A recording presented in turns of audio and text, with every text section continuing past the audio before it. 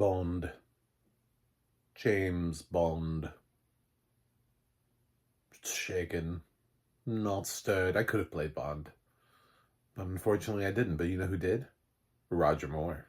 This is From Roger Moore with Love. I'm John Stark, MacMovieGuy.com. Click that like and subscribe button real quick so we can talk about the British documentary about one of the Bonds. It was, I mean, is the favorite Bond for some people. Like, I've had that conversation. Like, who is the Bond? James Bond. And, you never get George Lazenby. That's never the answer. And I also have never gotten Timothy Dalton. So, those two are out of the question. I feel like Pierce Brosnan, depending on the time, for some people, might be the answer. Obviously, people really like Daniel Craig. I think the great debate has always been Sean Connery versus Roger Moore. I think there are a lot of people who really love Roger Moore, but as the documentary points out, critics didn't really love Roger Moore. Maybe critics just didn't love the idea of Sean Connery being replaced at all. Like, he set the tone for being James Bond, and in comes Roger Moore, that guy whose sort of failed acting career hasn't really gone anywhere. He's nice to look at, pretty face, then Hollywood didn't really know what to do with him. And that's kind of what this explores. It does have audio description available if you can find it. Steve Coogan narrates as Roger Moore. He sort of is our primary narrator, pretending to be Roger Moore. It's read in the first person as if Roger Moore is telling you the story, but Roger Moore died in 2017, so I'm pretty certain that they didn't sit on this for 7 years. Maybe, but IMDb doesn't credit him as the narrator. It credits Coogan as the narrator. So, yeah, and there are a bunch of people who will pop up either in archival footage as having just been there, been present. A lot of people who have passed, who Roger Moore runs into. He talks about he had a really good friend in Kirk Douglas. Obviously, Kirk wasn't there to comment on that. But, some of the other people may or may not still be around and able to comment. Like, Pierce Brosnan's not dead, so when they talk to the other Bonds, and Brosnan, he's still around. So, yeah, some of it's going to be archival, some of it could be current and updated. The audio description doesn't necessarily say, archival, not archival, archival, not archival. So you kind of have to listen to, like, the sound quality, and does that person sound old enough to be in the time? Then you can always go back through IMDb and be like, dead, not dead, dead, not dead, dead, dead, dead, dead, not dead, dead. Just go down the really depressing line of who's still alive that was in that documentary. So you also miss people too, because I was going through that list, and the audio description doesn't always have the opportunity to point out everybody who's in there, because there are a lot of famous people who sort of like pop up throughout the documentary, and they're not always mentioned in the audio description. So that was kind of disappointing when I realized after the fact, going through the credits list of all the people who were credited as appearing in the film, and I was like, oh, I didn't know that. And, oh, damn. So, but I thought it was, I mean, for what it is, feels like a love letter from Roger Moore. I think Steve Coogan does a really nice job. I felt like I was listening to Roger Moore,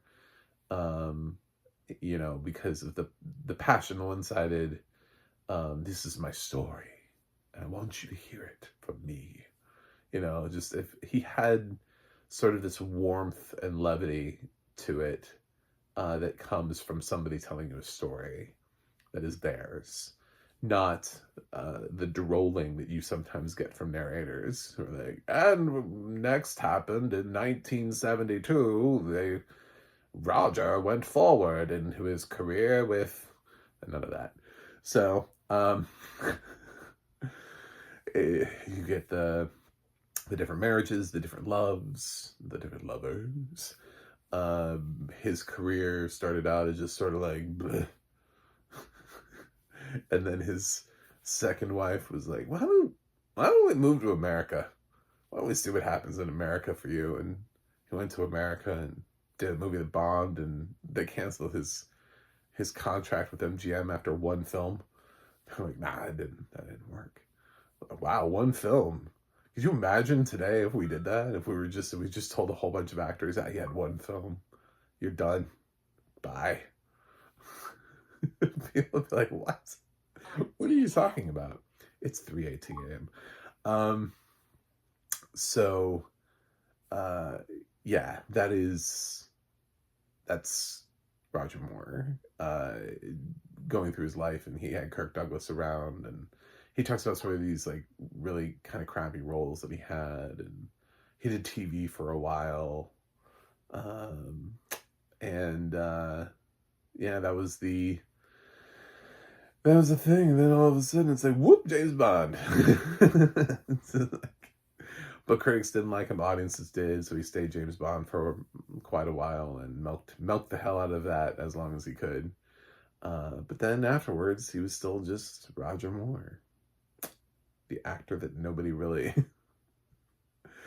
so what else could he, what roles were available to him? Obviously, he had a higher profile, but yeah, he was just kind of just James Bond. So it's an interesting documentary. I liked it, and obviously it's a play on word for from Russia with Love, from Roger Moore with Love, which is kind of weird because he's not in that movie.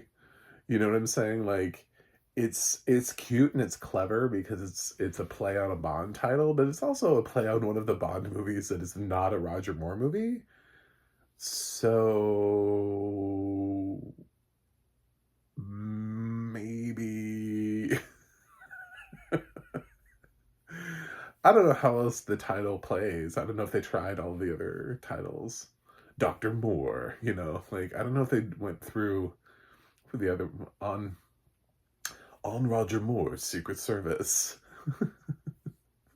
On His Majesty Roger Moore's Secret Service. I don't know, like maybe that's the best one, and they tried the others. They were like, I can't make any of these other ones work. But From Roger Moore with Love sounds cool. He wasn't in that movie though. I don't know. I don't think people can think about it. It's probably just going to be this one YouTuber who's going to be like, wait a minute, he wasn't in that movie. Damn those YouTubers. Anyway, I enjoyed it. I like Bond, and I think this opens up enough about Roger Moore. So if you like Bond, you want to hear a little bit more about Roger Moore's life, it's fine. It's also basically content creation. A lot of these things are just now we just I think we have so many streaming platforms and so many people are just trying to fill. And the best way to fill is to create a documentary around, or a docu-series around, somebody famous who they think you will want to tune in for, who they think you're a fan of. And the more famous that person is, the more documentaries and docu-series we will continue to get about that person. So, and of course, we're starting to get events. Also, like, does the event have a catchy name to it? Netflix just put out in the last month, like an O.J. Simpson thing and a Black Hawk Down thing.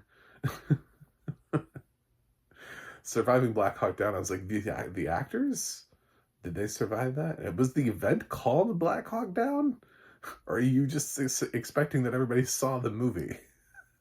Because I think probably at the time they called it something else, and then later on Ridley Scott came in with a name and was like, I'm going to call it Black Hawk Down. And now this Surviving Black Hawk Down makes me think it's about the actors who made Black Hawk Down, but it's not. Anyway, we're back to this. I'm going to give From Roger Moore with Love a B+. I think it's fine. I think it's good. There are better documentaries, but this one does a lot of what it's supposed to do, and I'm glad I saw it. So Anyway, thanks for watching. Thanks for subscribing, and I'll see you guys on the other side.